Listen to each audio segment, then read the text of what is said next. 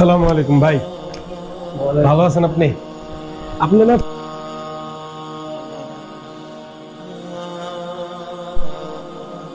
Phone কই আপনার? হ্যাঁ বহেন ফোন রেখে গেছেন আপনি তো। আপনার যে ম্যানেজার ফোন দিছে আপনি তো ফোন ধরেন নাই। কোনটা? আপনার টেলিটকে। ও কই এসে পুকুরে মাছ ধরতে নামবেন নাকি? পানি খাওয়া তো। বাইরে একটু পানি খাওয়া হতো। আচ্ছা বড় ভাই, আপনার যে ম্যানেজার ফোন দিছে শুনেন, আপনি অনেক কিছু চলে না। আপনি যে চার্জ দিছি ওখানে রেকর্ড চলতো। চার্জ দিছি চার্জ চার্জে জিও লাল ইয়াতে সেকেন্ড সেটা চার্জ আপনি দেখে লেছেন তাইলে। আচ্ছা ভাই, আপনার কাছে তো আমার একটা প্রশ্ন আছে। প্রশ্নটা হইতেছে যে আপনারা যে আমি রনি করে ডাকি, এতে কি আমার গুনাহ হইতেছে না? আল্লাহ ভালো জানে। আপনার নাম কি নতুন? আহমেদ আব্দুল্লাহ। তুই কেন? আপনার আহমেদ আব্দুল্লাহ নাম আমি কি লেগে ডাকি না? আপনি আমার তো কখনো প্রশ্ন করলেন না যে ভাই ভাবলাম বন্ধুরে না ডাক্তার সব মিতা ডাকে আর কি করে। নামে যদি জমে ডানে তুই এক কর। জম তো তুমি আহমেদ আব্দুল্লাহ চলে আইছেন, তাহলে তো জমে টানবো, এখন জান্নাতে টানবো তাইলে হিসাবে। যাক আলহামদুলিল্লাহ, কবে আইছস? তোমারে নিতে আইছি ভাই। তোমার তো ম্যানেজার ফোন দিছে, ম্যানেজারের ফোন তো তুমি ধরো নাই। কবে কল দিছে? এই যে মোবাইল যখন রেখে গেছো, তোমার লাস্ট টাইম যখন আমি ফোন দিছি তুমি বলছো মোবাইল লকে আছে। হ্যাঁ ইমাম, হ্যাঁ তুমি এনে বসে আমি তুমি যেন ডাক দাও। আরে ভাই ইমামে ওইটা পরে, আমার কথা শুনে নাও। ফোনটা তো বাদ দিয়ে তুমি চলে গেছো, ওই যে ফোন এখানে। আমি ঘুমাইছি কটার দিকে? দুপুর পর কিনেতে ঘুমাই গেছি না, আমার তো বসি নেই। ফোন বাজতেছে কন্টিনিউ সাইলেন্ট করা আলো জ্বলতেছে। আরে ভাই রে, আমি ওইটা বলি নাই, ফোন তো এখন আসছে। মানে এটাই বললাম শরীর ভালো না যাও বাজার আমার উপর দায়িত্ব পড়ছে। এই সামনে আসে কাউকে একটা আচ্ছা আচ্ছা আচ্ছা। এটা করে যাবে বাজার লাভ কি করতাম যেন গেছে ম্যানেজার কি কইছে কর্মসূচি। তারপরে আমি ইয়ার মনসুরের নাম্বার দিয়ে দিছি, মনসুরের আইতে গেছি। মনসুর কইলো যে আমি মনসুরের ফোন দিছি, আমি ও তো ফোন ধরে না, তোর নাম্বারটা দিয়ে দিব নাকি? পরে বলতেছে যে আচ্ছা ঠিক আছে দিয়ে দে। হ্যাঁ জিন্দগি দেখবো না, তুমি যাইবা। কারণ ওর হলো দেখা গেছে যে ওইখানে বাইকের বেশি ভালো লাগছে। এটা কি ন্যাচারাল ভাই রাখি নাকি? কেমন চুল টুল উঠে কাজ করে? এটা থেকে কাজ বেশি করি অনেক ভালো কাজ করে। তাসান তো একটা কাজ করে না, এটার উপরে তো তাহলে একটা ব্লগ বানায় রেলে তো তাসান তো মাথায় তুলে রেখে দেবো। হ্যাঁ তাছাড়া তো রিয়েল প্রোডাক্ট প্রচুর সেল হয়। প্রচুর সেল হয়। তাহলে এই বেচারি হাইরা গেল গা। এই বেচারি মাত্র 500 রাখে। সুন্দর আছে কিন্তু মানে আমার কাছে আহামরি লাগে না। তাসান তো একটা ব্যবহার করছস? হ্যাঁ হ্যাঁ, তিন ক্যাটাগরি 3 টাকা ব্যবহার করছি। 3 ক্যাটাগরি করেছে তাছাড়া বলছে 7 রেফার করলাম, উপকার পাইছি। আর হলো আপনি রেফার করলাম, উপকার পাইছি। তো ফ্রেন্ডস, এই হচ্ছে আমার সেই ফ্রেন্ড। আসলে মূলত যেভাবে সারপ্রাইজিংলি করতে চাচ্ছিলাম সেভাবে মূলত হয়ে ওঠে নাই। কারণ হচ্ছে যে এক ছোট ভাই যাওয়ার পরে দরজাটা খোলা রাখছিল, আমি ভাবছিলাম আগেই ক্যামেরাটা রেডি রেখেই করে, ক্যামেরার যখন আলো দেখছে তখন মূল কথা হচ্ছে তখন আর কি আর মূলত হয়ে ওঠে নাই যেভাবে হয়ে ওঠা দরকার। এই যে হেদায়েত প্রাপ্ত হওয়ার যে মানুষ, সেই মানুষটা আপনাদের সামনে। ঠিক আছে, এই যে ভাই আমার ভাই আছে। ভাই আপনার পুরো নাম কি নতুন নামে? আহমেদ আব্দুল্লাহ। আর আপনার আগের নাম কি ছিল? রনি চন্দ্র দাস। কিভাবে আপনি আমার ধর্মে দীক্ষিত হলেন বলেন তো? কি মনে করে আসছেন বলেন শুনি। তুই তো দিন শেষে আমার শুরু করবো, এটা তো বুঝি নাই রে। আমি আইসি একটু ফ্রেশ হইতে দেবি, একটু আত্মক বলবো না ভাই। আসলে এটাই মূলত হচ্ছে সারপ্রাইজ। ঠিক আছে, এটাই মূলত হচ্ছে সারপ্রাইজ। আর সারপ্রাইজটা আসলে এইভাবেই তৈরি হয়। কি রে তুই কই? তবে হ্যাঁ, তবে এখানে একটা জিনিস আছে, এখানে অবশ্যই যদি আপনার অনুমতি থাকে বড় ভাই, তাহলে আমি হয়তোবা এটা আমার চ্যানেলে ছাড়বো। আর যদি সেটা না অনুমতি থাকে তাহলে অবশ্যই আমার কোনো রাইট নাই সেটা নিয়ে কোনো কথা বলার বা ভিডিওটা দেওয়ার, কারণ অবশ্যই মানুষের প্রাইভেসির বিষয় আছে। তো আমরা যেহেতু ফ্রেন্ড সার্কেল, একসাথে বসাটাই ভালো।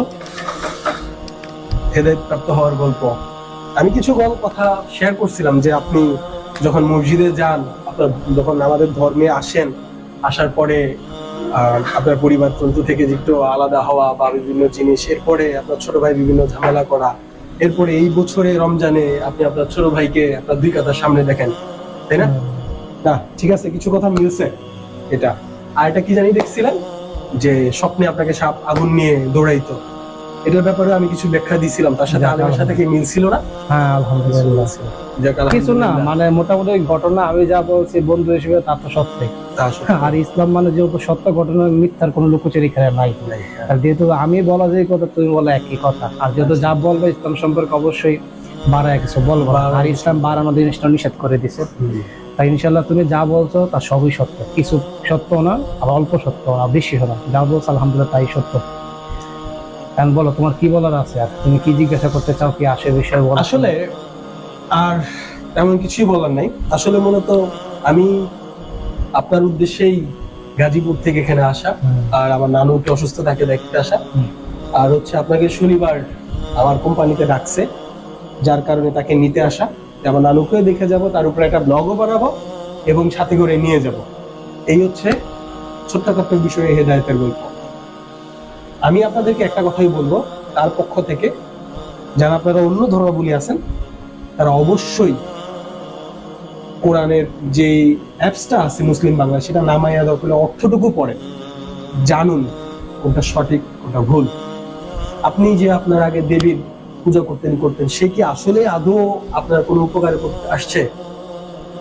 আসলে ধর্ম বিশেষটা হলো যার যার কাছে ধারণ করা। এখন উপকার অপকার ব্যাপারগুলো আসলে এগুলো পরে আসাই উচিত। কারণ দেখা গেছে যে ওই ধর্মে যারা আছে তারাও সমৃদ্ধশীল হইতেছে, আবার এই ধর্মে যারা আছে তারাও সমৃদ্ধশীল হইতেছে। তো ওইখান থেকে হলো যার যার বিষয়ে আসলে ব্যাপারটা দেখা উচিত লজিক্যাল, যে আমরা লজিক্যাল দিক দিয়ে আমার যে স্রষ্টার অবয়ব থাকা দরকার, আমার যে স্রষ্টা বৈশিষ্ট্য যেভাবে থাকা উচিত, বা স্রষ্টার কাছে পরীক্ষামূলক আচরণ যেমন হওয়া উচিত, ওই ধর্মে কতটুকু আছে, এই ধর্মে কতটুকু আছে, ওই ধর্মের ব্যাপারটা আমার এই ধর্মের কতটুকু উপকথা আর ওই দেশে কতটুকু উপকথা আছে, এই জিনিসগুলো বিবেচনা করা উচিত। আর মোটামুটি আমরা যদি আসলে মানুষের সরাসরি যদি বিবেচনা করি যে ওই ধর্মের উপকার আসছে কিনা, তখন দেখে সেটা সেন্টিমেন্টাল আঘাত লাগে, যে এটা পাক্ষিক আচরণ হয়ে যায়, আমার পাক্ষিক থেকে দেখতেছি ওই পাক্ষিক দেখতেছি। তো আসলে যে কোনো অবস্থান আসার জন্য নিরপেক্ষ অবস্থান আসা উচিত। আমরা ম্যাথ করতে গেলে ধরে নিই একটা অবস্থান, তারপরে আমরা সামনে আগাই। তো ওই ক্ষেত্রে আসলে কেউ যদি কোনো ধর্ম সম্পর্কে, সে আল্লাহ যে সব ধর্ম পালন করুক, অথবা হিন্দু অথবা মুসলিম, সে যে ধর্মে আসুক, তাকে নিরপেক্ষ অবস্থানে এসে ধরে নিতে হবে আমি নিরপেক্ষ। এরপরে এই নিরপেক্ষ অবস্থান থেকে যার যতটুকু মান আসবে সে মান বিবেচনা করে দেখবে কোথায় পাল্লা ভারী, এরপর মানুষ যাওয়া। অর্থাৎ আমার কাছে 4 ধর্মের থেকে পাল্লা ভারী, হয়তো মুসলমান ইসলাম আমার কাছে শান্তির অবস্থানে আসছে, এই জন্য হয়তো আমি ভাবছি ইসলামে আসা উচিত। তো কোনো ব্যক্তির কাছে যদি মনে হয় যে না এরকম না, সে অন্য ধর্মে যাবে, তার বলবো যে আপনি আপনার অবস্থান থেকে গবেষণা আরোপ করুন। আপনি দেখুন দুনিয়াতে অনেক প্রশ্ন উত্তর পাচ্ছে না, এই মানে এই না যে পৃথিবী এখানেই শেষ হয়ে গেছে, পৃথিবীর আরো অবস্থান সামনে যাবে। এখন যে প্রশ্ন উত্তর আপনি পাচ্ছেন না, সামনে হয়তো সেই প্রশ্ন উত্তর লুকায় আছে। তাই ওই অবস্থান থেকে বিবেচনা করা উচিত যে আমি কোথায় যাব বা আমার কি অবস্থান আছে। যদি বিবেচনা করে যে মৃত্যুর পর মানুষ মাটিতে যায়, এটা আপনিও দেখেন না আমিও দেখি না, ওইটা ফেললেও মানুষ থাকে না। কিন্তু যেখানে কোরআনে বলা হয়েছে যে আমি যদি মিথ্যা হই তোমরা মৃত্যুবরণ করে দেখাও, তাহলে আমার সত্যের উপস্থিতি পাবা। তো এই ব্যাপারটা এরকম, কোনো মানুষ আসলে সহজে মানে মরতে চাইবেও না, আর আল্লাহর কাছে দেখা গেছে এত বড় দুঃসাহস দেখানোর মতন অবস্থান তার নাইও। তো এই জন্য ইহলৌকিক জগতে থাকতেই ইহলৌকিক জ্ঞান যতটুকু আমাদের দিচ্ছে, ওই জ্ঞান সীমানা থেকে আমাদের আসলে বিবেচনা করা উচিত আর কি, কোনটা কতটুকু করা উচিত, কোথায় যাওয়া উচিত আর কি। তবে দিন শেষে এতটুকুই বলবো, যদি বিশ্বাস স্থাপন করে তাহলে অনেক কিছু, কিন্তু তর্ক করতে গেলে অনেক বহুদূর। তো তর্কে যাওয়া উচিত না কখনোই। আপনার ধর্ম আসলে ধরতে গেলে ইসলাম বোঝায় যে যার যার ধর্ম তার তার শ্রেষ্ঠ, কিন্তু বিবেচনা থাকে জাতভিত্তিক এক পৃথিবীতে নানা মানুষ, নানা বর্ণ, নানা ধর্ম, এর মধ্যে আবার বিবেচনা আসে, শ্রেষ্ঠত্বের পাল্লা আসে। শ্রেষ্ঠের মধ্যে থেকে যদি শ্রেষ্ঠ কিছু থাকে ওটা প্রত্যেক মানুষ বিবেচনা করুক। আমি নিরপেক্ষ অবস্থানে এসে বিবেচনা করছি, আল্লাহ আমাকে হিদায়াত দান করছে, ওই অবস্থান থেকে আমি সামনে আগে গেছি। আল্লাহ দিক নির্দেশনা দিচ্ছে আমার জন্য, আমি সেই দিক নির্দেশনা অনুধাবন করছি। আমি আসছি, আমার ছোট ভাই আসছে, মামাতো ভাই আসছে, আলহামদুলিল্লাহ এটা আল্লাহ হিদায়াত প্রাপ্ত। এটা আমারও ক্রেডিট নাই, মানুষের কোনো ক্রেডিট নাই। আল্লাহ হিদায়াতের মালিক যেখানে নবী দেখিয়ে দেয় নাই, তাহলে ওই ক্ষেত্রে আমি বলতেই পারি না যে আমার কারণে আসছে। তো ওই ক্ষেত্রে হয়তো আল্লাহ তারা অনুধাবন করতে গেছে, আল্লাহ তাদের কাছে উচ্চতর দক্ষতামূলক জিনিস দিয়ে সামনে আগায় দিয়েছে। এটা হচ্ছে আল্লাহর শ্রেষ্ঠত্ব, কৃতিত্ব। তো দিন শেষে আমি এতটুকু বলবো যে মানুষ তার কর্ম করবে, কিছু হলো আমাদের কাছে বর্তমানে আমাদের পাপের পাল্লা এবং পুণ্যের পাল্লা প্রত্যেকটা অদৃশ্য কয়েনের মতো জমা হচ্ছে। তো ওইটা অবস্থান থেকে দাঁড়িপাল্লার অবস্থানে অদৃশ্য অবস্থানে আছে, বা ওই দাঁড়িপাল্লার হিসাব দেখতে পারবো না দেখে চোখের উপর একটা পর্দা আছে, ওই চোখের পর্দা না থাকলে জিন জাতিকেও দেখতাম। তো যেহেতু আল্লাহ আমাদের কাছে অনেক কিছু লুকায় রাখছে, এটা মনে হয় আমরা মৃত্যু যখন করব তখন ওই পর্দাটা সরাই দিবে, আমাদের জিন জাতি ফেরেশতা সবাইকে দেখা যাবে। হ্যাঁ, তাহলে দিন শেষে হলো ওই জিনিসগুলো আল্লাহ পর্দা স্বরূপ।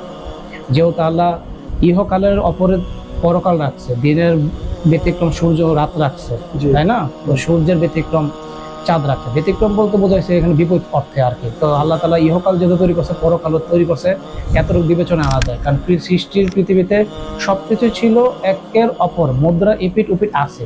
তো মুদ্রা যদি ইহকাল থেকে থাকে, মুদ্রা পরকাল অবশ্যই বাস্তব। তো আর ওই ক্ষেত্রে অনুসারে অনেক সুন্নি ধর্ম, অনেক যারা আছে তারা বলে মানুষ জীবন এতটুকু, ওই যে গাছের জীবন এতটুকু, মাছের জীবন এতটুকু। আসলে মানে একটু লজিক দিয়ে ভাবতে গেলে মানে দেখা উচিত আসলে জীবন কতটুকু। এই করার পরে মানে আপনি বলতে চাচ্ছেন যারা অন্য ধর্মের লোক ওই করে প্লাস হচ্ছে মুসলিম ধর্মের যারা আছি, সকলেরই নিরপেক্ষ পর্যায়ে যাইয়া আমাদের সকলে নিরপেক্ষ অবস্থান যখন না আসবে সে কোনো অনুবাদ করতে পারবে না। আমাদের নিরপেক্ষ অবস্থানে যাইয়া তাকে যাচাই করা উচিত কোন ধর্মটা সত্যি আর কি সত্যি, পরকাল, আসমান, আল্লাহ তাআলা আদৌ সত্যি কিনা। ঠিক তাই, আপনারাও এরকম ভাবে দেখুন, জানুন, ইনশাআল্লাহ আপনিও হিদায়াত প্রাপ্ত হয়ে যেতে পারেন আল্লাহ যদি চায়। আর দিন শেষ হলো হিদায়াত প্রাপ্ত মানে অন্য ধর্মের ব্যাপারটা আমার কাছে মনে হয় যে অন্য ধর্মের ব্যক্তির অবশ্যই হিদায়াত প্রাপ্ত হবে, কিন্তু তার থেকে আসলে হিদায়াতের বেশি হওয়া উচিত মুসলিমদের। হিদায়াতের বেশি মুসলিমদের হওয়া উচিত বর্তমান জামানো সে। কারণ পর্যটন করলে এখানে 80% হলো মুসলিমের দেশ। তো এখানে 80% মধ্যে ম্যাক্সিমাম সুদখোর আছে। কারণ এই দেশে ওয়াজ মাহফিল হইতেছে, দিন শেষে সুদের পাল্লার মধ্যে তারাও অন্তর্ভুক্ত আছে।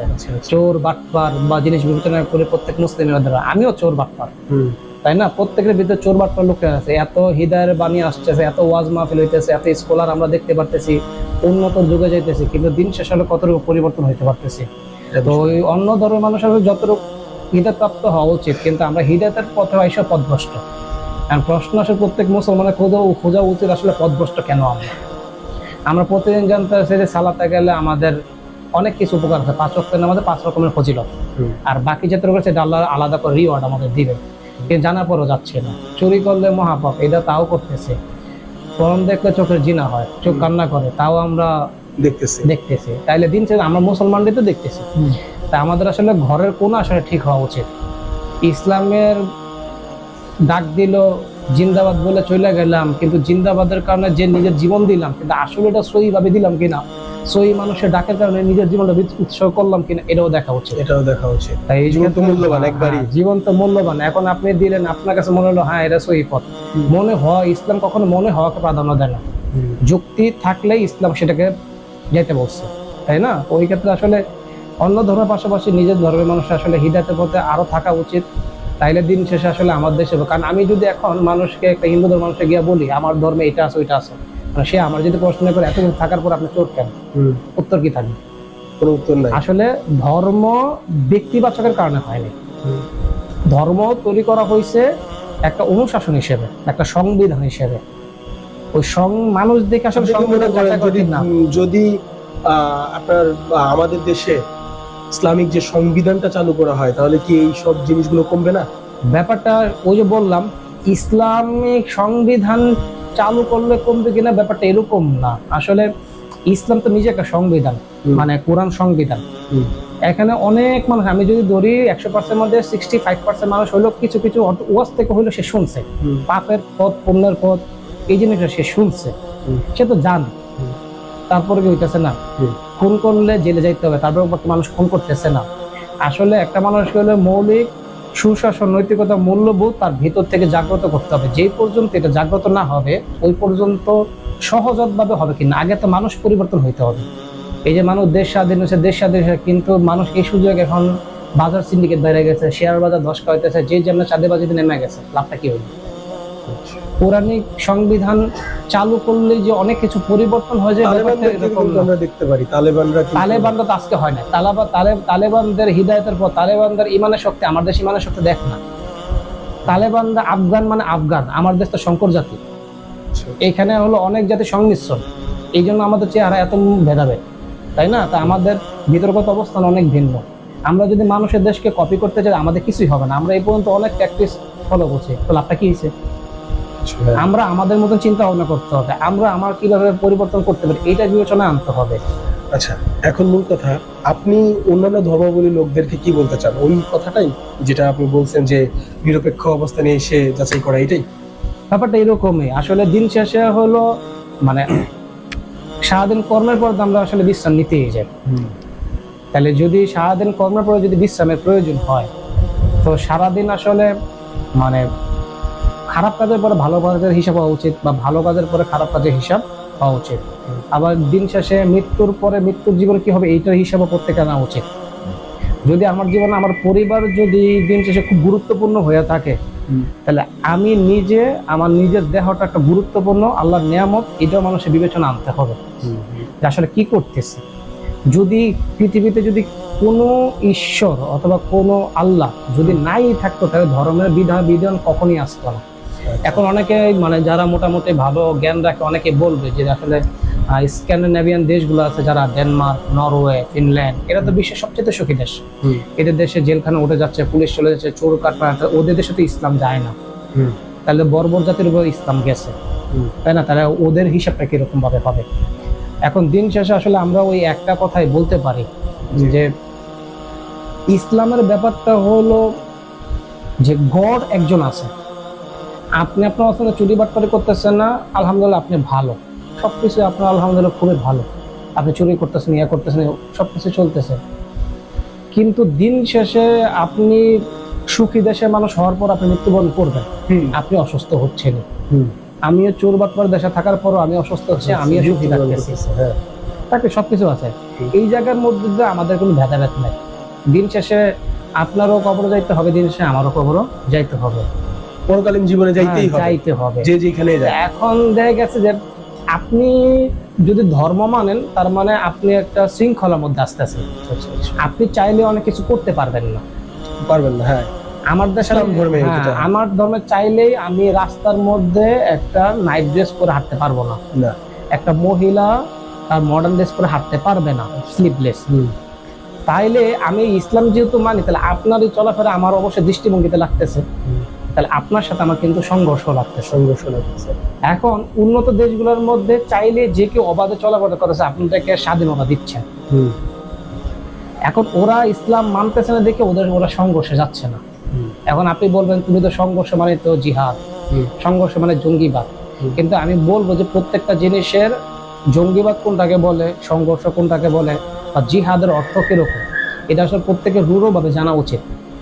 সব সংঘর্ষই মানে আসলে মানে যুদ্ধের কাতারে চলে যায়, ব্যাপারটা এরকম না, তাই না? প্রত্যেকের ভিতর প্রত্যেকে ভালো সংঘর্ষ হয়।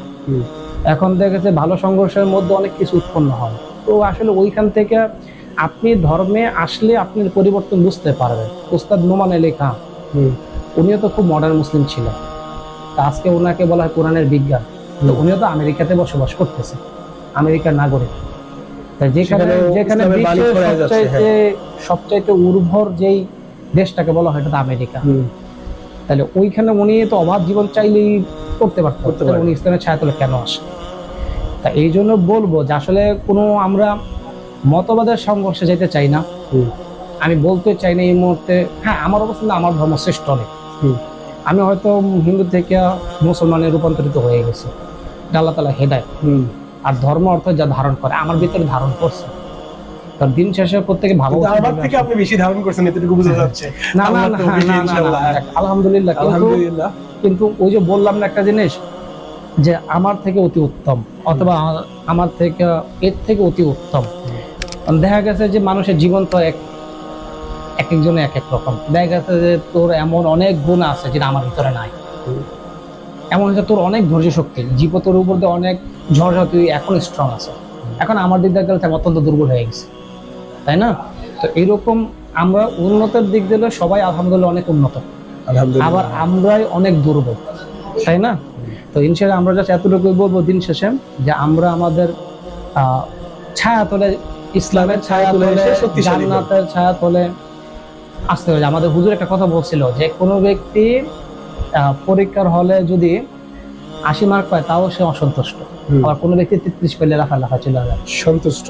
তাইলে দিন শেষে জান্নাতে খেতে পাই 33% যদি নাম্বার দিয়ে আল্লাহ তাআলা যদি জান্নাত দিয়ে দেয়, এটা তো আলহামদুলিল্লাহ, আসলেই তাই। ব্যাপারটা এরকম না? তো এইখানে আসলে উত্তম অনুত্তমের প্রশ্ন থেকে আমরা ইনশাআল্লাহ রাখবো, যেহেতু আল্লাহ ওইখানে কোনো হিংসা বিদ্বেষ আমাদের দিবে না, আমরা তো পাস করলে পারলেই হয় আর কি। আমরা পাস করছি, এখন তোমরা চির ঘুম দাও, যখন দুনিয়া কিয়ামত হবে তোমরা আবার উত্থান হবে, তোমাদের হিসাব দিয়ে তোমাকে জান্নাত দিয়ে দিচ্ছে। আল্লাহ এই কথা আমাদের বলে দিবে, এটাই মূলত চাওয়া আর কি।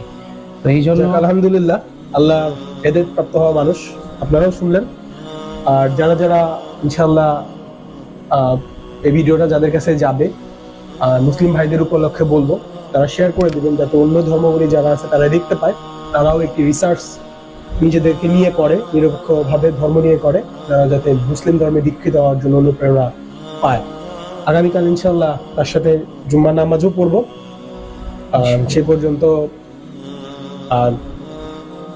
আপনাদেরকে তখন নামাজের আদায়ের সময় একসাথে যখন থাকবো সে বিষয়ে ভিডিও করে ইনশাআল্লাহ দেখাবো। আর সকলকে বলবো এইটাই যে আমার এই ভিডিওটা শেয়ার করে দিবেন, আর চ্যানেলটা সাবস্ক্রাইব করে শেয়ার করে দিবেন, যাতে যে মানুষের হেদায়েতের গল্প শুনে অন্য মানুষও হেদায়েত প্রাপ্ত হয় যদি আল্লাহ তাআলা চায়। সে পর্যন্ত সকলে ভালো থাকবেন। আসসালামু আলাইকুম ওয়া রাহমাতুল্লাহ।